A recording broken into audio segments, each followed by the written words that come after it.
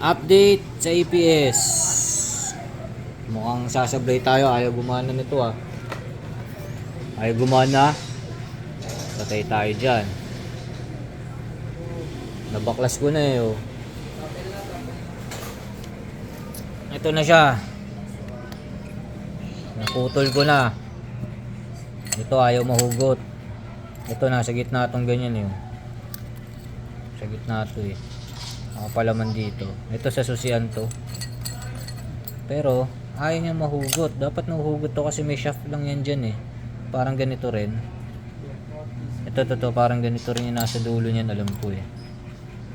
Shaft lang yun eh. Kaya lang ayaw mahugot. Hindi ko alam bakit. Pagka wala, puputulin ko na lang dito yan. Tapos ito na yung sa love light. Putol na din.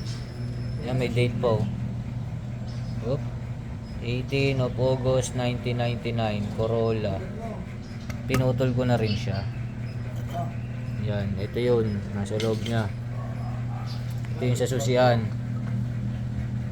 Ito yung sa susian. Yan.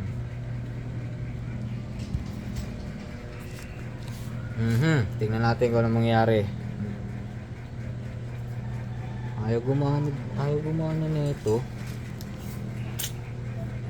Alam ko pag susi mo pa lang dapat gumagana na siya. Pag positive mo 5 volts RPM trigger. Pero nagti-trigger yung ano module. Ba't ganon?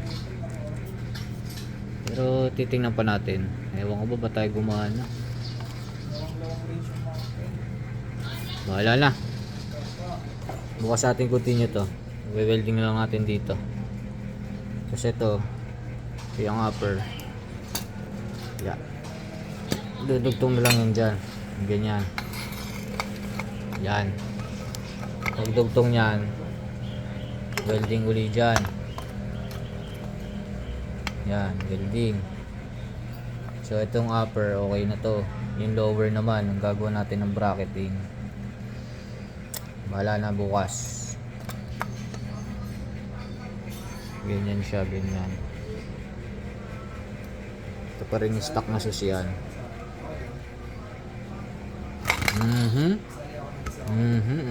Tingnan natin mangyari bukas.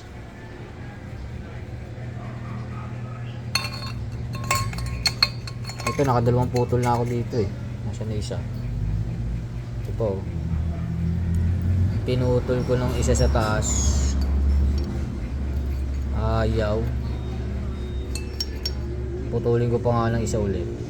Hindi. Okay lang yun kasi mahaba pa puputulin dito eh. Hanggang dito pa nga to eh. Kahit maganggan dyan yan. Ito hanggang dito pa. Kailangan natin makuha yung tamang haba kasi niya. Bahala na bukas. Tingnan natin kung ano pa magiging ano dito.